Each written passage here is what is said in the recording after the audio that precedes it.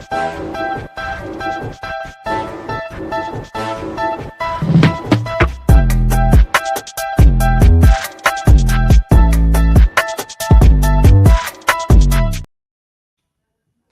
everybody. Welcome to NLL Lacrosse Talk. I'm Gary Groob. With me, I have my special guest this week, which is Marty O'Neill, Hall of Famer. Welcome to the show, Marty. Thanks for having me, Gary. It's a pleasure.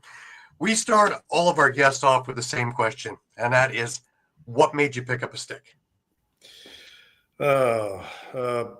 Backyard. Growing up, youngest of three boys, and just trying to keep up with my older brothers. So both of them played lacrosse for a period of time, and for me to get in the game in the backyard, I had to be the goalie. So that's kind of where it all started. What made you stay in the game? Well, there's two times I've almost been out of the game that I've come back to it. So I just love lacrosse. It was what I was good at. I mean, I loved hockey. I loved all sports. When I was a kid, I was doing something every day, all the time, until I was probably 20 years old anyways. But we'd make sports up like track ball with a gigantic net and a line to shoot behind. And, there was always something going on. We had a backyard where an old lady lived next door to us, and there was no fence. So we had like two backyards. So it was quite a lot of fun. I had lots of childhood memories with ex-teammates, Alton Davis, Wayne Christian, and anybody else who showed up from out of our neighborhood to play in the backyard in the summertime. So, yeah, I was just like nonstop playing lacrosse. And then, it was the early 70s, started being not a bad goalie and playing above my age group while it was allowed. Then they stopped that. Got to intermediate, and I was cut from the team my first try, and beat out by a guy who was a year older than me, and he had a really good camp. And then I tried to play junior B. It was not for me. It was just too slow, or I was too bitter or whatever. But I decided to step away. Then the junior A's had some injuries, and the guy that they cut me for ended up not working out, and they asked me to come back, but they didn't have any cards. So I had to play junior B, and the junior B's told me to take a hike because I kind of left them high and dry. And so I just ended up not playing that one year. And then the next year I tried out, and I had a pretty good tryout, but the junior A's got a new coach, which was Terry J., who was my intermediate coach, and he'd brought up a group of kids that were a year younger than me. And the president's son was the other goalie. So I was in the sandwich in between, and I just didn't fit. So I did the old exit stage left and kind of went out of lacrosse and just kept playing other sports and had other interests, like building my 69 convertible Bug and taking off the pan and putting it on a different pan with a bigger engine and disc brakes, and going to California and all that kind of fun stuff. So I just thought lacrosse was behind me, but I kept playing other sports. I kept going to support my friends who were still playing, like John Hamilton, Rob DeSarmo, Alton Davis, all guys I played with all growing up. And then the Shamrocks went to the Mann Cup in '86. In there was the tragedy of John Crowther, where he was murdered, and he was a high-end player, graduated in '82. I think he was the MVP of the Mann Cup in '82. Died in '83, and a lot of the guys that played with him decided, like it just wasn't the same after he was done. So quite a few of them quit after the '86 season. Victoria lost the Mann Cup, I believe, Peterborough. I can't remember for sure. But they literally had a skeleton of a team in '87, and Ken Holdings, the GM of the Payless at the time, which was what the Shamrocks were called in '87, called me up and said, "Hey, we heard you used to be pretty good. We need a goalie." And I kind of half laughed and hung up the phone and didn't think anything of it. And then 3 weeks later, they called back and they said, "No, seriously, like we're 2 weeks out. We got to get a backup goalie here." So I borrowed some of my old equipment that I sold, and just went back at it, and called up my buddies and went out and took some shots at the box, and then went out to play for the Shamrocks. And it was a quick learning curve. I actually attribute playing other sports and missing junior A and not having any junior A habits or hangups with being able to integrate the way I did when I did. And so, my first season wasn't spectacular or anything, but I got in the door and I proved right away to myself that I could do it. And more than that, I to answer your question, fell in love with the game again. Right. No, you mentioned it there is you took the unconventional route, because nowadays we listen to guys with 5 years at junior and all the rest of the stuff, and then all the other stuff that they have to do on top of it. But a lot goes to say for natural talent alone and high IQ when it comes to lacrosse. Yeah, I would like to think I have high IQ, but I think it's accumulated over 40 years of bumps and bruises, and I certainly didn't have it back then, and I could prove it to you, but we don't have enough time. So, I was a product. My dad was a hockey goalie. Interesting story. My dad moved to Victoria because his father retired into working for the railways as a fun job and started coming out west on the train, and then decided he was going to move out there. And my dad was a hockey goalie and a pretty good amateur guy around Winnipeg. And the Victoria Maple Leafs were like what was the equivalent of the AHL now. It was a 16 league with like Seattle Totems, Denver Spurs, Portland Buckaroos, that kind of thing. And in 1967, they won the championship of that league. And my dad was coming out to try and make the team the next year. And halfway across the country, they moved to Phoenix. So the Victoria Maple Leafs were gone. So he just kept going. And, another sort of traveling Wilbury sports story. But anyhow, yeah, I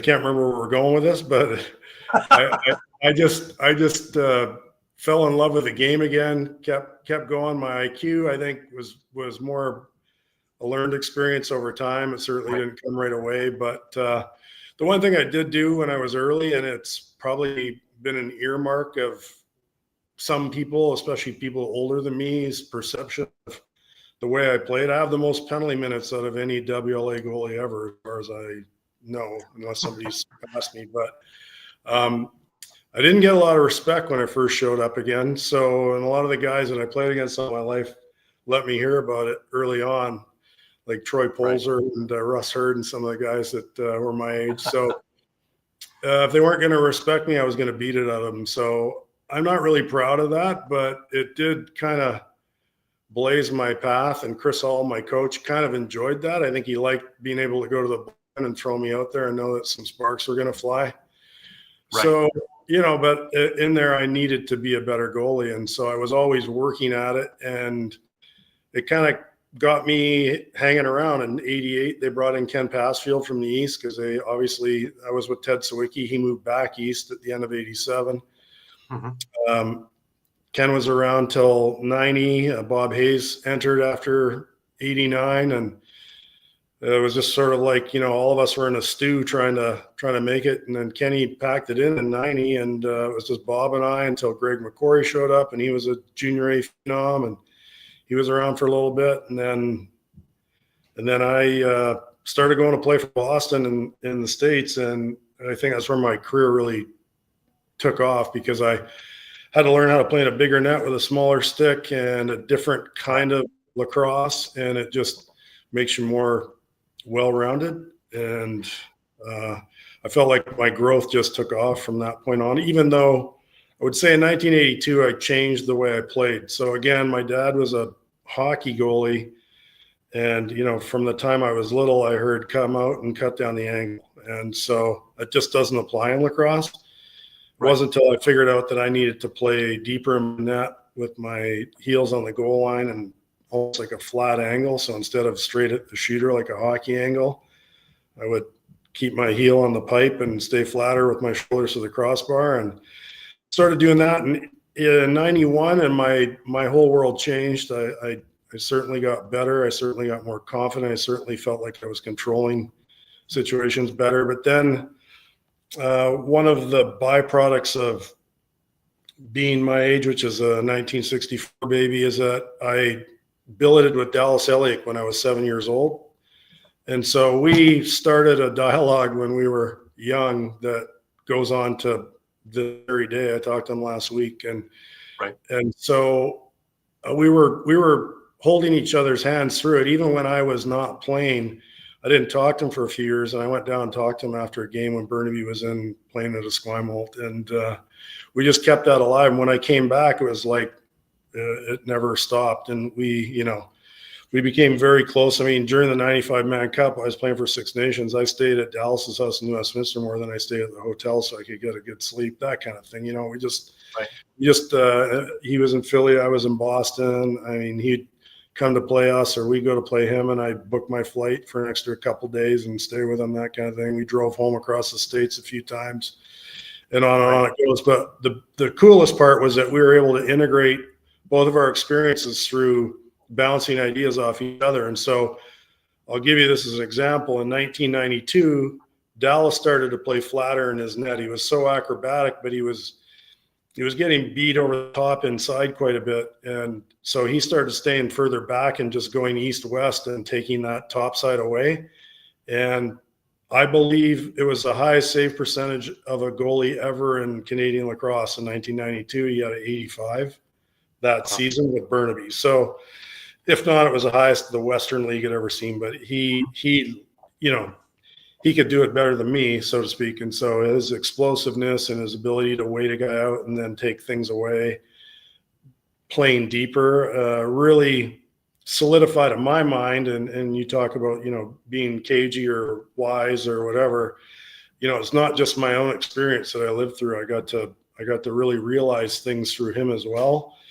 And that's right around the same time that I started helping younger goalies. And I helped a young guy who was, just an 8-year-old kid named Ray Hodgkinson, who was a nephew of a guy who played on the Payless, Paul Michaels. And, one day Ray was 5'6", and the next day he was 6'4". And when he got up there, I was saying, Ray, I don't know if I can help you anymore because I don't know what it's like to be 6'4" and play goal lacrosse, and you have a down low problem, and it's not the same as my problem. So it just, those are just the kind of things that I could go on and on and on about, but they really feed into your understanding of the sport and what you're watching in front of you on any given night with any given stature of goalie. Right. Now, you talked about the Mill League, and when you got in there, originally it was with Pittsburgh, and that didn't really pan out, but you get in with Boston, and our story begins. And you have a chance here, and I've had Darius Kilgore and a bunch of the other guys on there talking about the Mill as being the wild, wild west. And if you look at the YouTube page, I have Bill Fox's collection of games that I picked up over COVID, his VHS collection that I've been converting over the last number of years. And a lot of them are Mill games. So if anybody's interested in watching the game the way it used to be played, spandex and all, the games are up there. And a totally different game, something that would just be change of possession back then will probably get you a 5-game suspension now. Let's talk about coming into the league and really, cutting your teeth in such a league where, basically anything went. Yeah, I think I got to look at it in 1988 when it first started as the Eagle Pro League or whatever. And, there was a little article in Sports Illustrated even, and, it just got me jazzed up about it. And I was going out to play in Pittsburgh in 89. So I never played in Pittsburgh because I had a bleeding ulcer in Phoenix, Arizona. So that's as far as I made it. I pulled over to the side of the road and ended up in the hospital for a week and then went home and that was that. But again, my dialogue with Dallas, I literally went to his house in Vancouver before I headed for the border to drive. And he went the next year to Philadelphia. And I had sort of been contacting Dave Evans myself because he was my idol. Even when I was a kid, I loved the Berards more than the Shamrocks because of Dave Evans. And so that led to the Boston opportunity because my dad's brother and sister both lived in Boston. So I had a place to stay. So I got in contact with them, went out for the training camp, had a really good training camp. And then that just set my path. And then of course the style of play and the bigger net and everything was a little bit of a learning curve, but I definitely got ready and built my own net and had all my Shamrock buddies shooting on me from September till I went there and around, I think it was late October. And made the most of my opportunity. Of course, wasn't that tough to beat out whatever they had around, but again, you know, it was my way to get to being a pro lacrosse player, Right. and so that set the stage just for my 5 years in Boston, which were probably I'd say the most fun lacrosse experience I've ever had. I can't say enough about the coaches, the teammates, the training staff, different roommates I had throughout, you know, my 5 years there, and the experiences and the fun we got into, and the city itself was just electric for me. I loved it. It was like the first time I landed, I got picked up by the GM, John Yeager, and I felt like I was home. I don't know how to explain it. Maybe in a past life or something. I lived in Boston, but yeah, and I just fell in love with the East Coast in general. But it was the first year was just magical for me. I couldn't believe it, you know, playing in front of all these great fans and all these different arenas. And, you know, again, us Canadians kind of live vicariously through hockey. So you're relating your experience to seeing what you see on TV, like the Boston Garden with the hockey game going on, but then you're there and there's turf on the floor and it's the same arena, but with a green instead of a white floor. So it, you know, that took some getting used to, but it was definitely a lot of fun. Right.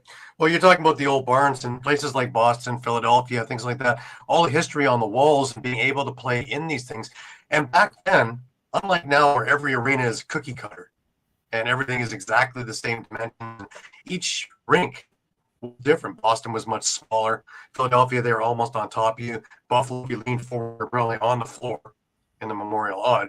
So everybody had a chance to tailor their teams for those specific arenas that they're in. Let's talk about some of the old barns you played and some of the different challenges you had in these barns. Well, Boston was definitely the number one variable in the league. It was a shorter rink, you know, so all the other rinks were 200. I think it was 185. And the score clock wasn't centered. So it was off to the left side. So it was pretty good for passing, but it kind of threw you off sometimes if you're trying to get your bearings. But the funniest thing about the Boston Garden was, you know, this is 1993. I mean, most arenas are in the new age, and they had sound systems that were, you know, pretty awesome. And the Boston Garden had like what sounded like a little close and play record player. Like I remember they were playing their version of Shades of Grey or whatever by the Grateful Dead, and it was like slow. It was pretty funny. Or even the national anthem sometimes didn't go off the way it was supposed to. But so they had an organ player instead of music, which really, you know, sort of specific to Boston, which made it special. And you can hear it in some of those old tapes for sure. And it just is just another fond memory, really. The other arenas I loved playing in, you know, Boston was pretty full. 94, they used a yellow ball, so you didn't have to worry about the odd. It had yellow seats, but Boston had yellow seats, so it could throw you off a little bit. But goaltender's dream is Nassau County Coliseum and the Spectrum, but I never played in the Spectrum until my third year in the league. We never had a game there. It was crazy. So both of them are really dark, which is great for lacrosse because then you see the ball better, and it just is a better atmosphere for paying attention. Definitely. These were just absolutely magical times. And the funny thing is, you know, of course, I've had Rich Kilgore on the show, and we've talked about your incident with him. Yeah. And of course, the whole thing stemming from Tavares. And here you are a number of years later, and you wind up on the Bandits. Even crazier, on guys who are ready to kill you. And now you're backstopping for them. Well, and I played for Six Nations with most of those guys before that. So that was a segue into, you know, me going to Buffalo with Coach Les Wakeling, who was the coach in Buffalo at the time. But yeah, it's like the guys you hate to play against the most usually become pretty good friends. And I still talk to Rich every once in a while. And I ran into Travis Kilgore not long ago. I was at Six Nations last year because I was out for the Founders Cup, and we went to a game over there and ran into him. So I hadn't seen him in a while. But yeah, I have so many memories of, you know, Tavares and Doddridge, and of great teammates, Shanahan and Dave Suckamore, and guys have just gone on to be other characters in the sport, if you will, with the Players Union or a TV guy and that kind of thing. So there's lots of great memories from the Six Nations series in Westminster, because it really, I think, solidified my place in the game as in terms of getting the respect I wanted, but also that Victoria was starting to turn the corner in 94, and then in 95, they had another good season when I was away. And then 96, we went to the Mann Cup against Six Nations. But my experience really helped me come home and help us through that a little bit, just by being sure of what I knew. Not that I was like any great player and was going to carry the team on my back, but just there was a knowingness in the dressing room. It wasn't like guessing at things anymore. And so it's another thing I'm kind of proud of, because it really, we fought for respect in Victoria for a long time in the early part of my career. So to have it come around, it was right around when we stopped being Payless and became the Shamrocks again. Just it turned into what the Shamrocks are now. That was the beginning. 96 was the beginning of what's still taking place, which is more than a few Mann Cups and a team that's pretty solid every year. Although I'd like to say that the 96 team really only had, I think, one outsider, which was Tyson Lies. I mean, it was all local guys. Even the Gate brothers they're from Victoria. So I think that's something to be really proud of. That I don't think you see that anymore in the sport, and I don't think you've seen it for a long time. Right, not for at least 20 years. But I want to pivot a little bit past the playing career, because what got you into becoming a general manager? Because you went into Philadelphia, you retired in 2000, 2001, you're a Philadelphia general manager. How did this become? And that was the last magical year that Philadelphia had. Yeah, well, ironically enough, again, through Dallas Elliott, I watched the playoff game. The Philadelphia beat Rochester, and they really pulled it out. Like they didn't deserve to win the game at all. Dallas was standing on his head. It was one of the best games I've seen him play, and that says a lot. And after the game, I knew guys on the team through playing against them, or just friends of Dallas's and hanging out in Philadelphia after games and whatnot. So, I sent them a scouting report because I just happened to be sick that week. So I was home from work for a couple of days. So I'm gonna watch the game again. They shipped the tape to me. I shipped it back to them back in the VHS days overnight. I made a bunch of notes, and Jimmy Rogers and Tony Resch took it to heart. And I just said, you're not going to beat Toronto playing box lacrosse. You have to press the ball everywhere. You have to be athletic. You have to take it to them and not stop, because if you don't come on their heels and you try and play methodical, they'll X and O you to death. And so they took it to heart, because that's the way they played against Rochester. And they were reacting on everything instead of being proactive. And they just weren't putting their best selves forward. The Americans weren't being athletic, and playing to their best abilities. You got to throw caution to the wind sometimes. And against the Toronto Rock of that era, to get inside or whatever, it might have been a little bit tougher, even with the lineup Philadelphia had. So they just were very athletic and opportunistic, and they won. It's a one game take all. They won it. So that was the next year was the year that the league expanded by 4 teams all at once. So Calgary, Montreal, New Jersey, and Vancouver. So there was a huge dispersal draft. A bunch of guys retired from Philadelphia. Jimmy Rogers went on to be GM of New Jersey. So he put in a good word for me. Next thing I know, I was in Kansas City with Russ Klein, who I knew from my Boston days, obviously. And they hired me. So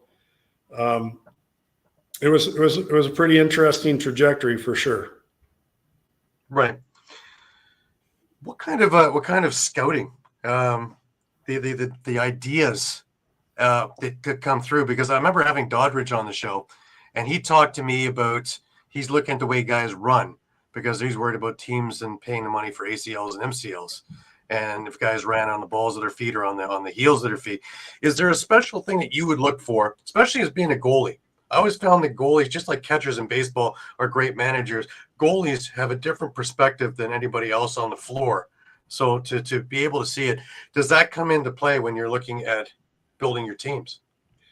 Well, it depends on what area you're talking about. So even the 2002 Philadelphia Wings, I mean, we started more rookies than any of the 4 expansion teams out there. We had like a collective of, I think, 9 rookies starting in our lineup. One, Andrew Martin from Burnaby, and the other 8 were Americans, and the 9 of them had a collective game experience in the NLL of 0. So, right.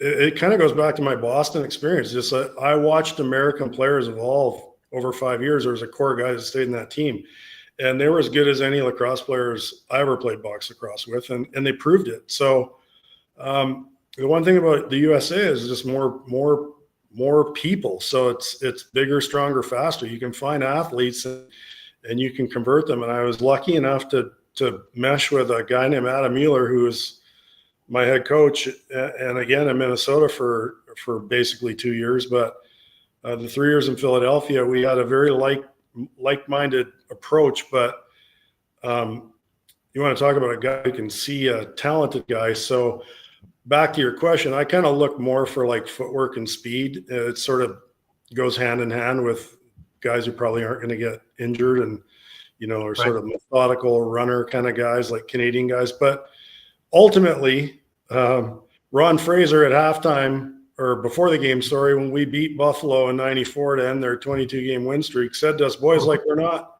going to beat these guys if we play box lacrosse.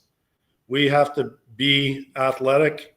And he says, one thing's for sure, if we don't have the ball for 30 minutes, we're going to lose. And so that stuck with me to this very day. Even the team I coached this past year, I mean, it's all about possession. And then Adam Mueller is a huge proponent of the obvious, which is, what are you going to do with that possession? You can't waste it.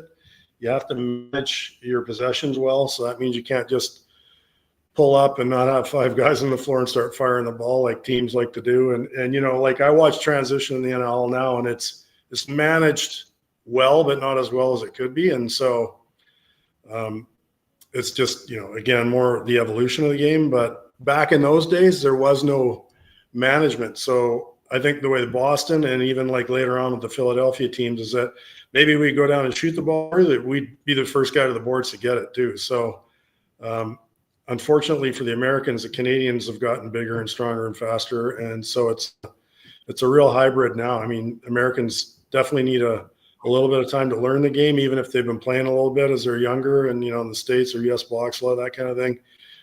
It's not quite the same. At one time I had a discussion with Shaden Santos, and we're talking about his program and what he was doing 10 years ago. And he said, yeah, but you can't recreate going into the corner and having a guy coming in behind you to who's twice your size to lay you up in a US Boxley game. Like, these guys just aren't getting that kind of experience firsthand like you would in 5 seasons of junior A in lacrosse in Canada. Right. Let's talk about going to Minnesota, because now you do have an expansion team and you have to build it from scratch. How do we go about this?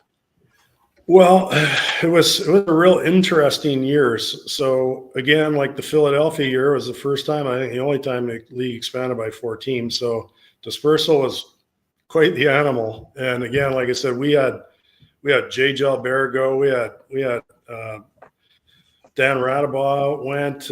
We even lost the guy, Chris Schiller, who was a practice roster guy, Chris Panos, who was a practice roster guy. Like, we lost everybody. So I was really quite proud of the job Adam and I did making the playoffs in that division with, the pretty big name guys in the primes of their career, and like a Rochester or Buffalo or Washington at the gates.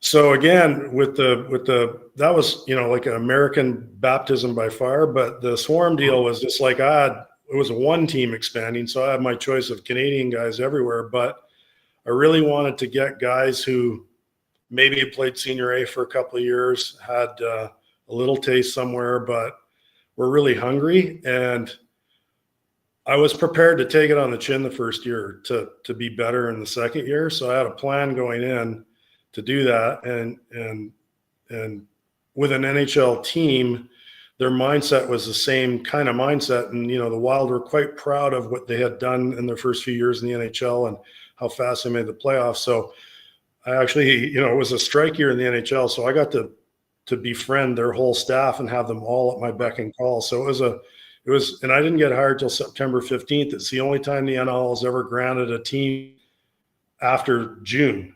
So we were franchised September 15th. I think I was hired on the 18th. We weren't even allowed to talk to players or sign free agents for like another month. And we played our first game on January 1st and actually won in Rochester. Wow. So maybe we got lucky, but we just built a team of young guys who are real hungry. And then, I had a couple of real nice things fall into my lap. Vancouver folded. So I got Craig Conn and then Nick Patterson through the Toronto Rock trade in dispersal. I picked up Eric Pacey in the dispersal draft. I traded some guys back to Terry Sanderson. I got Eric Pacey, who I watched play in the Mann Cup in 2004 and for Brampton and Victoria, and I was, quite impressed with the guy. And so right. He was a guy I wanted. Getting to know these guys a little bit in the beginning, they have friends of friends. I got Brock Boyle, I got Jamie Taylor, I got John Sullivan, I got, a bunch of guys. Chad Culp, who is another guy I really enjoyed watching in Junior A, so I was quite happy to pick him up. We had this great group of guys, but what fell into place for me was one day I think Arizona was, flush with a bunch of young talent, and Bob Hanley was having a bit of a contract dispute with Ryan Cousins. And so he basically said, do you want him? And I said, sure. What's the price? And he said, a first rounder. I said, I'll give you a first rounder next year. I don't have one anymore, right, for this year.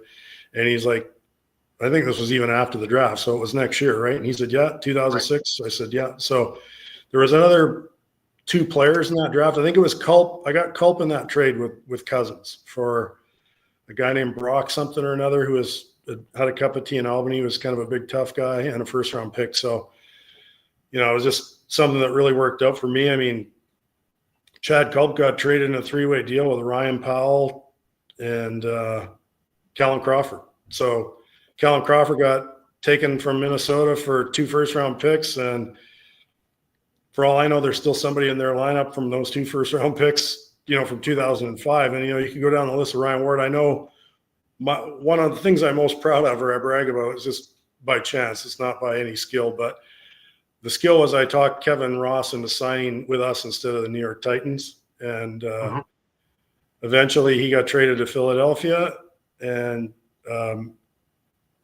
Johnny Meridian that pick that Johnny Meridian traded from Philadelphia for Kevin Ross ended up being Lyle Thompson. That's wild. Yeah. That's wild. Yeah. That's so, amazing. And there's a few more of that. Well, John Sullivan was a walk-on. He played 6 games his first year. He got traded for Casey Powell at the end of his career. Jesus. I could just go down the list here, but the guys in Minnesota that evolved. I mean, we made the playoffs our second year, our third year, our fourth year. And then, we had a little bit of a skid there, but we had a team that could have went all the way in my last year. We made some trades that I normally wouldn't make. We picked up Matt Giles. We got guys for the playoff run, thinking that, if we had an injury or something, we'd be ready. And it was just one of those things, we were up 6-2 on Washington with, I think about 5 minutes to go in the first half, and it was 6-all at the half. And we collapsed under the pressure. I don't know what it was, but that was the end of it. And I think John Arlotta and I had really worked hard together to understand each other. I quite proud again of teaching him a lot of what he knows now. I mean, he was GM of the year twice, and I was GM of the year twice in a span of about 10 years. And he didn't know much about box lacrosse before he met me. So I think that's one of the best things I've ever accomplished in the game, honestly. And I'm a big Swarm fan. I still follow them. Was really pulling for them last year. I thought they had a real good shot at it, but it was heartbreaking the way they lost to Buffalo 2 years before. So they're right there knocking on the door, and yeah, They're literally one injury away from beating Buffalo. yeah, and the whole thing is that you can second guess the sun and the moon, but they've done a good job there. But they dismantled the team I left behind, and I think that's what I would do if I took over somebody else's team, kind of thing.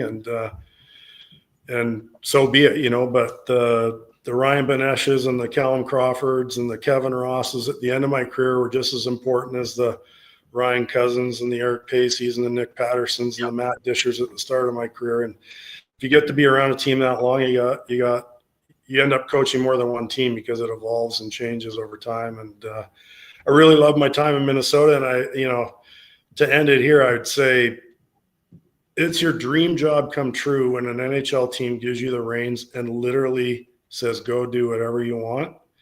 Philadelphia got me ready for that moment. And until John came along and wanted to put his mark on things, and we struggled a bit, but I think the team that we built in 3 years was another great team. We were going to try and go American, and it just in that era of the NLL, it wouldn't have worked. It would have worked 10 years earlier for sure, but it just wasn't going to work. And so we had to learn that together. But still, it's all information. And like you say, at this point in time, I think I know a lot about the game. I think there's some other real cool things that come out of just chance meetings with people. I'll lay another one on you that's going to be maybe controversial, maybe not. But Rory Smith, we picked up in dispersal my last year as a GM in Minnesota. And one day on the turf in Minnesota, later in the season, I pulled him down before practice to the crease. And I said, okay, so you stand here and you like to stand on this side of the net, so they have to shoot at the goalie on the other side of the net. You're soaking shots, I said, what if we did it with both guys? What if we did it with the top guy too? What if we stepped in so that nobody could shoot to the far side of the net, even if they're up high, and even if they stepped a few steps to the inside? And Rory didn't like the idea, because I think he liked the idea of him being the guy who's, you noticed soaking the shots. And so a couple years removed, I'm working in Vancouver, living in Victoria, going back and forth, and Greg Rennie helped me unload a container of equipment, and he brought some guys from the junior A team, and then he asked me if I wanted to be the goalie coach. I said, sure, I need something to do a couple hours once a week. So I started helping him out. His assistant coach was Dave Purog, who I coached with or played with 1 year in Victoria, and he coached a couple years in Victoria. Dave unfortunately got brain cancer and passed away later that year, but I took over for him. So I started trying out this defense that I'd always kind of wanted to do, but never was really a coach and never really in a situation after Minnesota to implement something. So it's basically what you're seeing the NLL and every other box lacrosse team in the world play is wall defense. So it's just, and it got to the point of practice. We had Logan Schuch in his prime putting on gear and practicing with the players, and we'd have to go 5-on-4, 5-on-3 sometimes we're playing with, if 3 guys in a line or 2 guys in a line, but you collapse the middle, they always have to go around the outside. So you always have time to adjust. And then byproducts came out of it. They come closer to the middle, they miss the net, they're watching their shot, we're getting fast breaks. Jordan Gillis started blocking shots like a field lacrosse goalie, like literally catching them in his stick and going for breakaways. And Reese Callies on that team, so they were the top of our man down. So it really worked. We destroyed Victoria in the playoffs in 95 or 2015. They didn't even know what was going on. It was fun to watch. And then we took Coquitlam in the finals. Their coach is Pat Coyle. That fall, they draft Jordan Gillis. The next year, about 5 games in, I'm watching a game between Colorado and Saskatchewan, and I realized that they were playing the defense. And so that summer, I saw Jordan Gillis in Victoria. He was playing for Nanaimo, and I said, so you got with Coyle and you showed him the defense? And he goes, yeah. So it wasn't long before other NL teams started doing it and evolving it. And again, back to your thought process earlier, since about 2017, all I've been thinking about, because I was a scout with Calgary, is how do you break it? And I think a lot of teams have been pretty successful of late running Darius Kilgore's offense that he used to run back in 2008, 2009 against us in Buffalo and just kill us. So I call it line offense, but it's just you line up, if it's a hockey dots, you put your offense 5 guys across. So the defenders have to like turn their heads and look. They can't just stand and beat on guys. Right. And, you create that space underneath in front of the net for you to work into, or lots of teams now are standing one guy behind the net and just going 4-on-4 out front. So people that advocate to change the sport to 4-on-4, there it is. But, there's just different things you have to do because that wall defense is so good because the goalies, the goalie save percentage is not because the goalies are getting better or more athletic, because that's not good. It's because the defense dictates more shots and the goalies literally have less to do. And if they're patient and don't lift their sticks, then, or watching their short sides, then they should be in pretty good shape. Right. All right, let's talk a little bit about how Maximum Lacrosse was formed, because you designed your own equipment to begin with, and it took off. Had a little bit of a hiatus, but it's back now full steam. Let's talk about the beginnings of it and how it formed and how it continued. Do you know anything about my brother? A little bit, not much. My brother just retired from the Vancouver Canucks after, I think, 45 years in the NHL as equipment manager. Right. So my dad quit his government job in like 75 and bought a shoe repair and started repairing hockey equipment. And then it just turned into a sporting goods store. And the Source of Sports store in Victoria is right. owned and run by Kirby Yates, who was my childhood buddy. I hung out with him. He worked for my dad for 20 years, and I worked in that store for about a decade myself. So there was, I was always sewing stuff and making stuff. So back to when I didn't play lacrosse, when I started playing, I borrowed my old arm and chest protector from the hockey goalie on my team I sold it to, and I broke the forearm pad the first week I was playing with the Payless trying out. And so I, fixed it, but then I thought, well, I should make one.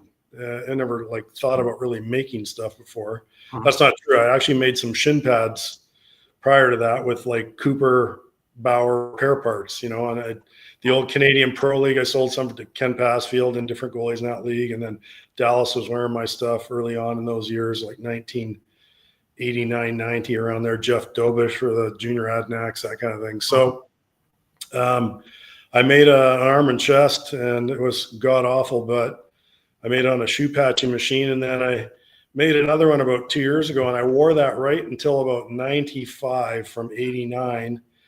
I was one of those guys who never wanted to change my gear. And then around 92, my brother was also having a store in Vancouver, and he met up with a guy named Paul Fricker, who in a roundabout way was a hockey guy, but he owned a hockey company called Miller. And he had some past history with goalie schools for hockey with Dallas Elliott. So again, small world. But he told my brother that I could come use his factory in Vancouver anytime I wanted to go and do stuff. So I went over there, and it was like Disneyland, because he had 10 different sewing machines and binding machines and stuff to make nicely finished gear. I was just making junk at that time. So, right. I did some of that for a couple of years, and then we finally started making gear together. And I want to say 1997, and kind of I offset his slow time in the spring and summer months, and we created Maximum Lacrosse at that point. And that went until 2008, when he decided to shut it down because China was killing the hockey market that he had developed. So he wanted to just move on from that. So I had set up with a guy in Quebec, went out there for about a week and was ready to go for 2009. And he was a guy who used to have the pro contract for iTech to make their goalie equipment for pros and junior A goalies, a guy named JRZ in Quebec City. And he called me up at Christmas and said, I got some good news and I got some bad news. And I said, well, what's the good news? He goes, well, iTech bought Bauer, and now I'm doing all Bauer's pro gear. And then he said, the bad news is I won't have time to make lacrosse gear. So it just kind of went dormant. And ironically, the next year I had to prove, because I was the head of the goaltending section of the competition committee for the National Lacrosse League, I had to prove the Boda gear that came through, or at least the arm and chest was the first thing I saw. And kudos to them. It was really well done. I mean, they had taken obviously ideas that I'd implemented into what I made 10 years prior, and they had just done what I'd done better. And so they make a real good product. And, their pants was a complete knockoff of mine. It was the exact same pattern. And then they did their shin pads based off of the competitor of mine, which is an Eastern brand, which was Jim Bishop's brine. Forgot the guy's name, Rob, who worked there, but he made those shin pads for a long time. And lots of Eastern goalies liked my gear, like Bob Watson and Anthony Cosmo wore those shin pads, but wore my gear before Bodum really started cracking the marketplace. And so I just kind of went dark. I was living in Minnesota and Victoria. I'd just gotten divorced. I had 2 young kids, so I was juggling pretty good at the time, and the equipment just sort of fell through the cracks. So I got a call from Paul Gate around 2010. He was starting up Under Armour. He said, you can do the goalie equipment. I don't need to make any money. I just need it to be part of my brand. You'll have to pay part of the license. So I kind of had that in the back of my head because I needed to get home and be dad and be present. I had a 6 and an 8-year-old at the time. So I took him up on his offer. My last year in Minnesota, I went to China for the first trip in the fall, sort of set the stage. And then Paul just got really, really busy. He was starting a company from scratch. And I mean, it's a huge undertaking. So all of a sudden we weren't connecting on calls or what have you. And I mean, I was busy with lacrosse, so it was more on me than him even. I just, once you get into your GMing role and training camp starts, it's almost the most intense part of the year, really. You don't come up for air until springtime. So I kind of let it go. And then he was on his way. And then I thought, I'm going to just raise a bit of money here and maybe make it go at this myself. So I made my contacts. I flew back to the factory that he introduced me to, which was the biggest factory for hockey, baseball, catcher, and lacrosse in all of the world at the time. And had a contact there who's still my contact to this day. And I said, I'm going to do it myself. And I went out there and made samples, and I got the samples back in the fall, and then said I'm going to do it myself. And then they said, okay. And then the next day he called me and said, no, the factory doesn't want to deal with you, meaning I'm too small. So, my order wasn't anything close to what they're used to. And they just said, it's not worth my time. So I kind of gave up on it. There was another guy I knew through Vancouver from way back in the day, and we were trying to maybe get something going. And out of the blue, I got a call from this Ian fella. And Ian had left Superior, the name of the factory, and had started up with another factory that was kind of a warrior factory at the time. And so I made my way over to China, and then, went through the process and started making all the samples. And about a year later, we had stuff ready to go, but everything was late. There were some things we pushed through that I probably shouldn't have pushed through. It cost me a lot of money and learned mistake. But at any rate, it all kind of happened. The gear that I had made in my first run was something that I was working on with Brian Lemon and the NLL competition committee. And it was born out of just discussions between Dallas and I. But it was a way to have the gear so that whether you're 180 pounds or you're 280 pounds, it would be kind of the same blocking surface. So the idea was to have like an under area of padding and then an over area of padding that was shaped like a box. So it had a flat surface. So everybody would have the same flat surface depending on your girth underneath.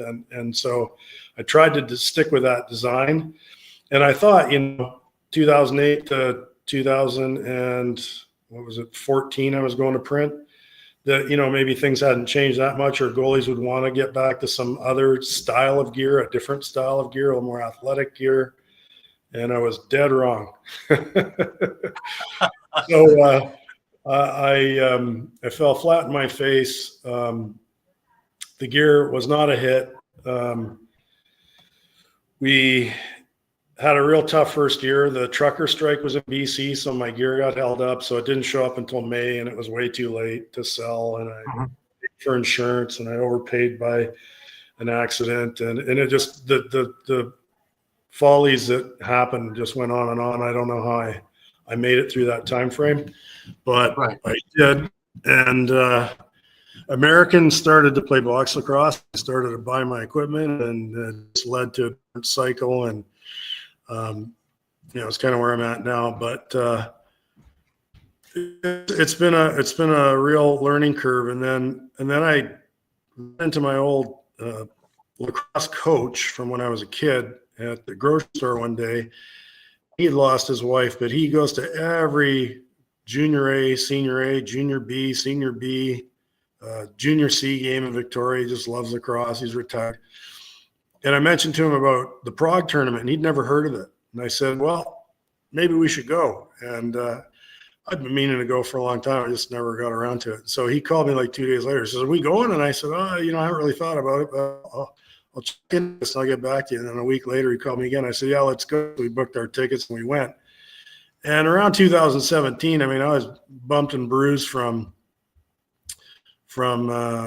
this gear experience, because there was an add-on to that. The next year, when I should have been like getting to work on selling my equipment, and I ended up turning into a one-man band because things weren't going so well. I couldn't really hire anybody, so I was literally the janitor, the sewer, there was lots of mistakes when the stuff arrived from China, so I was fixing and altering things.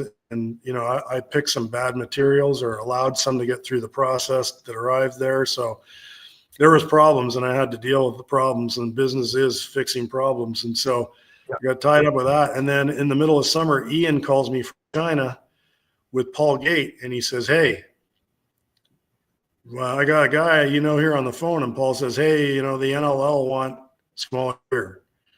And I said, yeah, well. And he said, well, do you think you could do it? And I said, well, don't ask me. You're sitting beside the guy. And in the factory that I started with, it had a divorce. So we had to find another factory and quick. This is like August, and he's talking about having gear for the NLL shipped to Canada by November 15th. And Right. I said, Paul, you're the guy, not me. This isn't, I said, I'll do it, but you're going to have to make it happen, you two guys. So, promises were made, promises were broken. I got stuck looking like an idiot. And the gear that showed up, I had committed to it, so I didn't know what I'd committed to. And when it arrived, it was bad. And it was just a schmozzle. So literally I left Paul Gate at the Minto Cup and flew to China in August. Then I flew back again in early October. Then I flew back again twice in December. And then I flew back 3 times in January to fix the gear. It was cheaper for me to fly there, bring back 5 goalie bags worth of gear, and then come home for a week and then go back to China. So literally did that because the NL said, no, we still want the gear. And then by the time I had gotten back in January, repaired or new stuff, they had moved on. And so it was a real, kicking the balls sort of thing. That had a tough first year, not being able to really sell anything in season. The second year, I didn't really sell much in season either because I was too busy trying to tackle this project that I should have obviously said no to, and got myself way, way behind the 8 ball. So I just put my nose down and stuck to the grindstone in 16, 17, and 18 and sold through what I had and dealt with the issues that were created and, have better stuff. And there's always issues. And it's just the choice of making stuff in Canada versus China. It's pretty funny because, one of the things is stuff in China is no good. Well, it's like all the material that Bodum uses or any other company for that matter uses comes from China or Taiwan. Most of the stuff comes from Taiwan to China because even China doesn't make materials as good as Taiwan.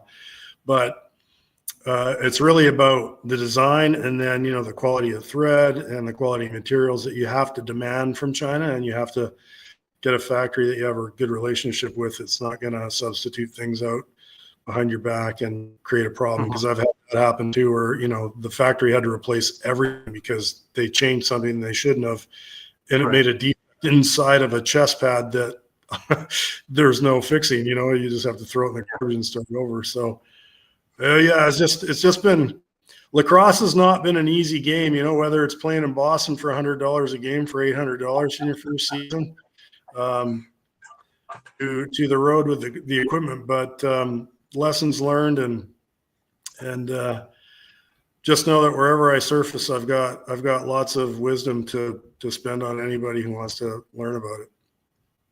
Absolutely.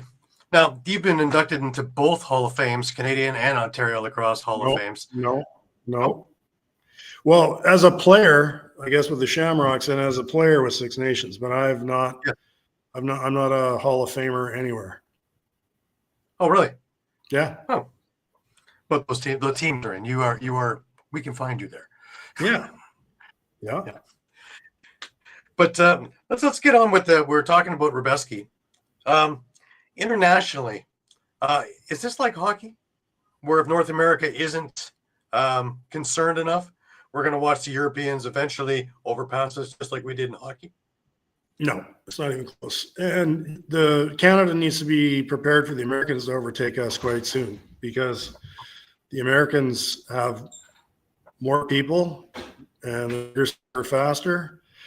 The CLA numbers, 2005 numbers were 55,000 people playing lacrosse in Canada. And I got that from somebody who was a member at the time. So anything else you hear is all, poppycock.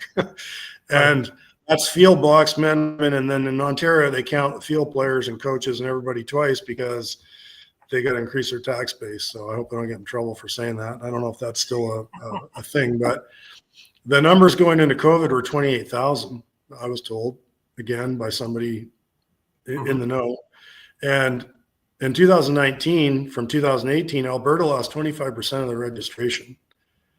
So the numbers coming out of COVID, I mean, I can quote Saanich Minor Lacrosse went from 320 to about 125 over the course of 3 or 4 years.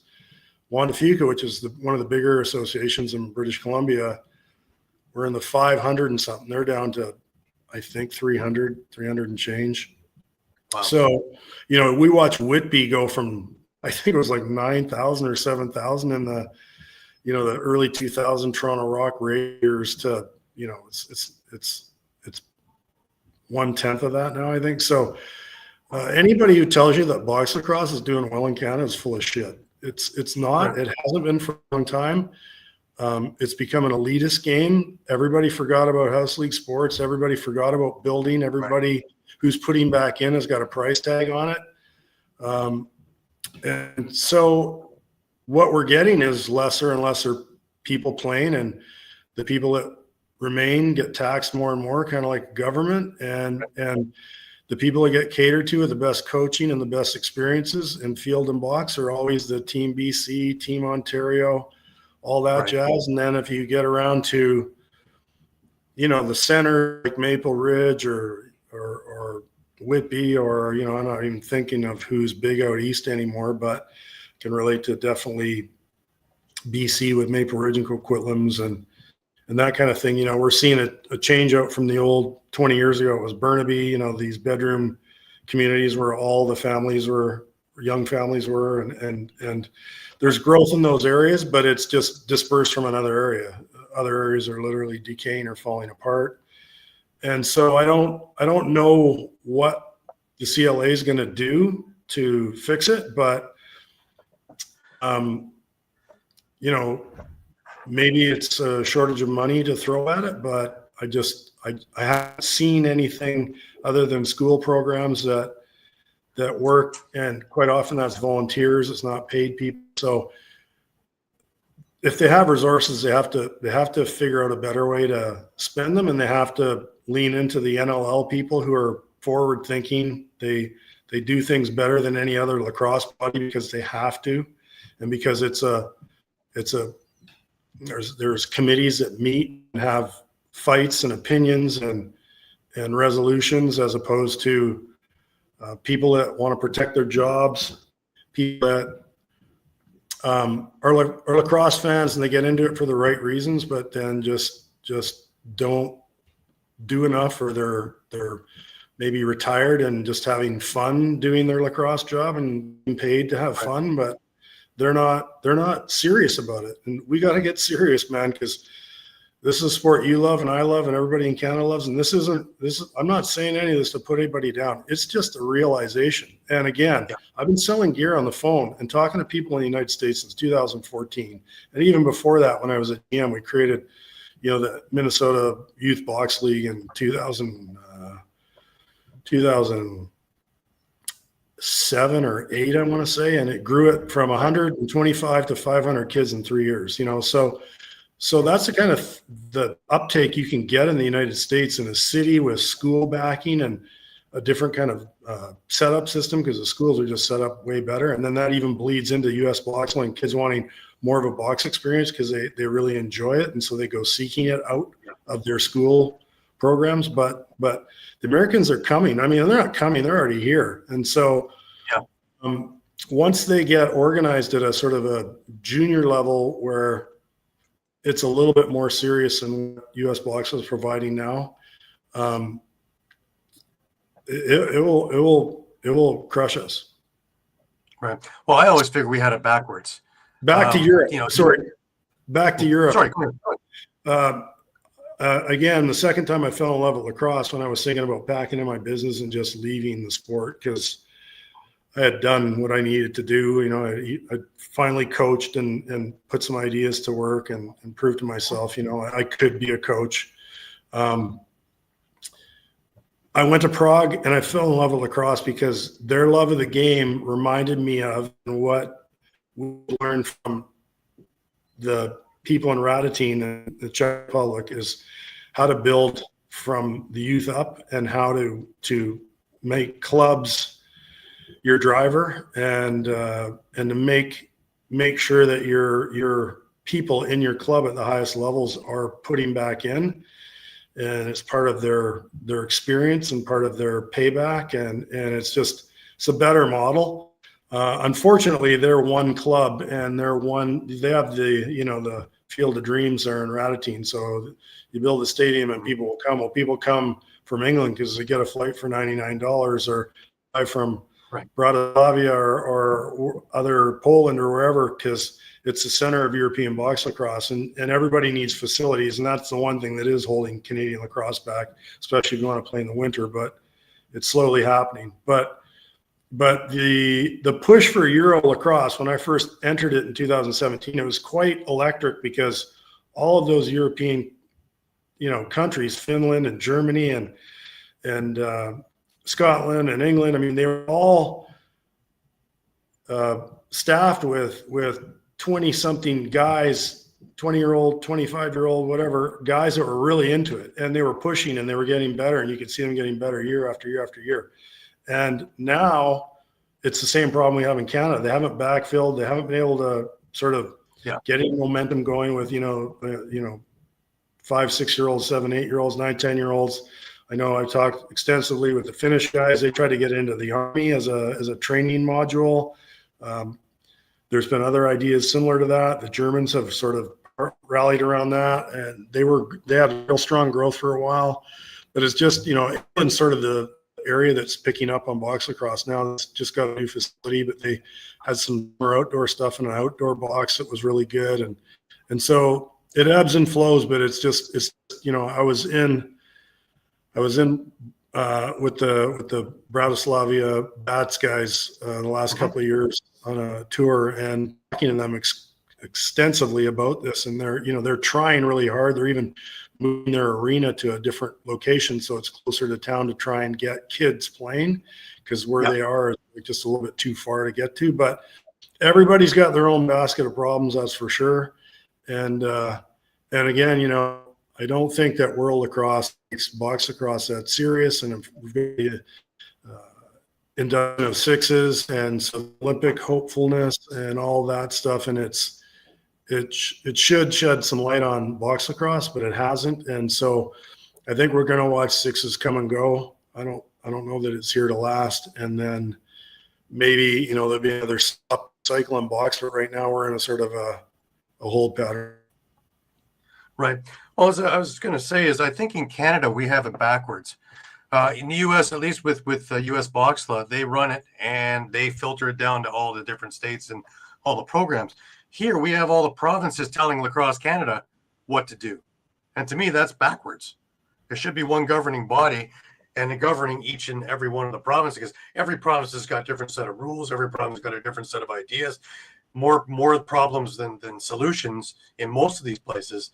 And that's really stopping it from the ground level upward. I had Mark Millen on, and he brought that up also, is for box clubs, for majors and, going upward, we fund them. But the house league grassroots, we forget about. And unless you're planning on going pro, we really don't have anything for you. And that's not how to build. Well, and you get these junior teams that are spending money to buy players at the deadlines, and that's money that should be in their association. And so to me, I have a real hard time, and this has been 15, 20 years of taking the CI seriously, because this stuff goes on. And like I said earlier, in 1996, it was all Victoria guys that represented Victoria at the Mann Cup. That doesn't happen anymore. And so I think we have to get back to that. We have to get back to that. If you trade a guy, he can't come back to the team he was traded from for 2 years, or he has to at least be traded to another team first or has to play X amount of games out of that jurisdiction, because it's just these loner players. Even the Mann Cup here, you're allowed to pick up 3 guys from another team and all this stuff. To me, that's just the West trying to compete with the East, because the East just have more bodies to draw from and more money to spend. So to me, I can still, I was a part of it. I won a Mann Cup with Six Nations with the best team money could buy in the East against the team money could buy in the West. So it was a great series to be a part of, because it was high level lacrosse. And it was 2 teams that were fighting tooth and nail, but at the end of the day, I don't think it's good for Canadian lacrosse. I don't think it's good for the Burnaby Senior Lakers to be selling off players every year exist, because they can't draw any fans, because they're bottom dwellers year after year after year after year. So, and that could be junior A too. I mean, it's junior A. It's not what I think is going to create the vertical alignment with your minor lacrosse, have your kids shoot to be on your junior A team, where a guy was their coach or is their coach, or is, their brother's friend or their sister's boyfriend, or that kind of thing. Is we've gotten away from community. And again, U.S. Box Law is being built. Shaden provided the structure, but it's the individual people that drive their own programs. Once they sign up, I mean, they have to run their own programs. And so it's exactly opposite of Canadian lacrosse, where you have dictation from the provincial bodies, and they don't necessarily get along with the other provincial bodies. Now I'll give you the best example of what I think works. Russ Klein, MILL. One idea, one brain tank. And again, I don't agree with everything Russ did, and it wasn't player specific. I mean, we were used. I think he made a lot of money. He wouldn't tell you that, but I think he did. And good for him, because you know what? We wouldn't be having a conversation right now if he did. Right. Because he had to have the foresight to go forward and create something. I don't even think he knew what he was creating. And then he had to keep it going. Yeah. He had to keep going. And he did, and then he grew it, and he got sponsors, and it was a different time frame. There was no internet, there was no cable TV, or it was just coming online. So maybe he got lightning in a bottle, but he did it, and it moved forward quickly because they made the decisions, and you had to do what they said. And so there was no arguing, there was no digging heels in, there was no, they made some critical moves that some, like in Boston or Baltimore or Long Island, didn't agree with, because they stocked up Philadelphia with you're supposed to have 2 Canadians. Well, I had the Gate brothers and Marichuk, and because they were on green cards, they weren't considered Canadians, kind of thing. And so they made so that the 2 cities, Buffalo and Philadelphia, that do the best, had the best players. They're always in the mix so that they would make the most money. So, there's always a flaw to everybody's mix, but to me, they did what they had to do to get it to the level that it got to, where it became the MILL, and it took off from there. And and there's been how many commissioners and how many teams come and go in the the NLL era as it continues to this day. And so I think that, again, we're talking about the whole sport encompassed in one idea. It's the idea is that we better start thinking more about building than taking, because there's more takers than there are givers in box lacrosse. That's my experience. Right. I want to hit one more topic with you, since we're on the subject of NLL, and that is the State of the Union of, compared to when you were there to where we are now. Are we moving forward at all? Because I always figured that we're always getting in our own way. Every time we have some momentum to go forward, we get in our own way. And now we have that with the CBA, of course, with all the steps they've taken forward and TV deals and everything else. All of it goes screeching to a halt if they have a work stoppage. So are we actually moving forward? Well, moving forward, it's like another team in Ontario. Is that moving forward, or is that just existing? So that's the thing for me, is that, being a general manager and even writing pieces for IL Indoor after the fact, I don't think I made myself the favorite of some of the players. I've had discussions with Peter Schmitz and Dave Suckamore and had disagreements with them too, because I know what it's like to be inside an NHL-owned operation, looking at the NLL for what it is, not what we all wish it would be. Right. And I know what it's like for a guy like John Arlotta to write a check every year to stay in the game. And so the fragility of this league, it stayed at 9 teams for a long time, and then all of a sudden there was expansion, and the expansion has drawn to a close here, and I don't think we're going to see any for a while. But and I think that we're in a tough spot, because the players want more and there's no more to give. And so I think some of the players are doing quite well. Some of the players are measuring what they're getting in the winter against what they're getting in the summer, or vice versa. I don't think the PL is reality. It's a donation show, and that's got no critique of the product. I don't really watch it.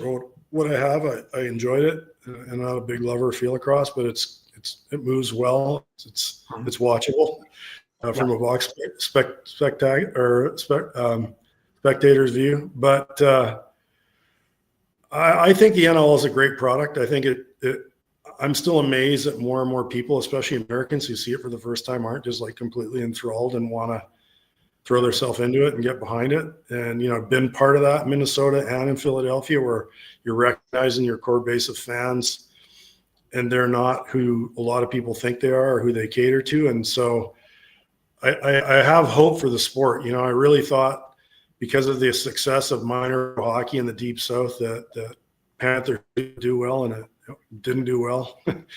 And so, it's just like on to the next city thing. But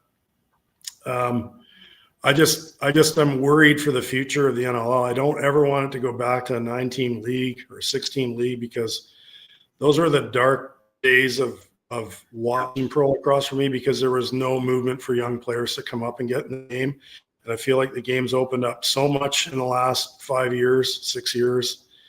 And it's way better product. It's way faster. It's way more athletic. Canadian players are getting better and better all the time in terms of being athletic. It's hard for Americans to crack the NLL now, because Canadians are that athletic. And it's a good product. Maybe they could do some rule changes. I really don't like where they are with moving picks and a couple of things. But the NLL has really good rules committees, and they clean up stuff when it needs to be cleaned up, and they've gotten away from the fighting. The intimidation is the speed now, so you really get in trouble when you take penalties. And so they've done as good a job as you can do, I think, for the product and evolving it. They need to do something about this defense because it's slowing the game down, or at least making 5-on-5 a little methodical. And I would hate to see the game go to 4x4, but a lot of people talk about it. I argue with Adam Mueller about it on a month-to-month basis. But, anyhow, here we are.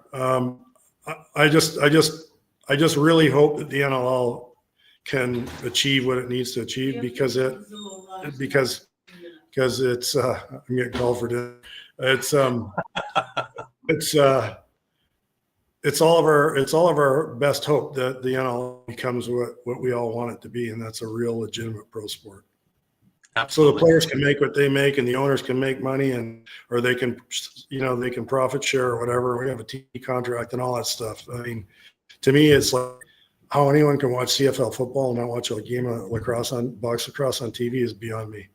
Absolutely, I'm 100% behind that. Or a Jays game for that matter. True. Wake me up when it's over. Right. My only my real fear is that we have so many players coming up, and the ALL is filling up with so many players that should be on NLL rosters, but we have nowhere to put them. So the league has to look at markets that are sustainable. And my opinion is not in areas where they need to teach people the game. They need to be in areas where people already know the game so they can build the next level of it, because there has to be places. Otherwise, we're going to lose these guys.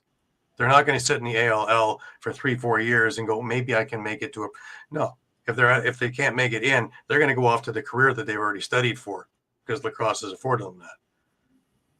Yeah, I would agree, and same out west. The ALL is a pretty good league, and I love it because there's no pros in it, and it's not the WLA. There's not what NLL guys are showing up tonight kind of thing. It was like, who's your team tonight? And the ALL is guys that are putting it out, and they really are still holding for their dream, and that to me is the best part of lacrosse, is the passion. I mean, even the difference between coaching junior B and junior A is in junior B, I know these guys are working to get to another level.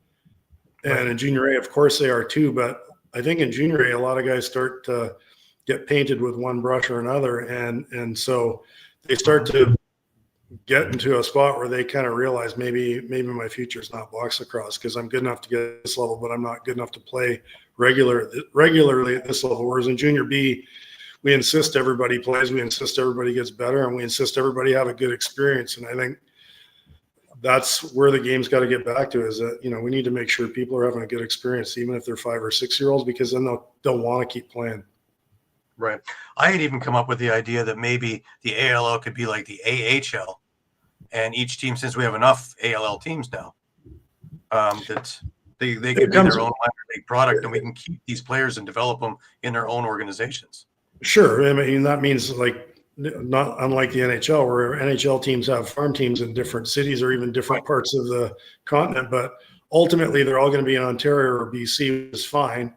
But there's a number attached to that. And, for an NLL team that's probably, I'm going to say now in modern day money, probably losing anywhere between $1 and $2.5 million a year to operate and not draw enough fans, and to tag another, $100,000 or $200,000 onto that to operate AL when they're getting it for free anyways, they're not going to do it. So I feel for Paul St. John and the players in that category, because they deserve better, but they also still have the opportunity to go and get better. So, don't throw the baby out with the bathwater just yet.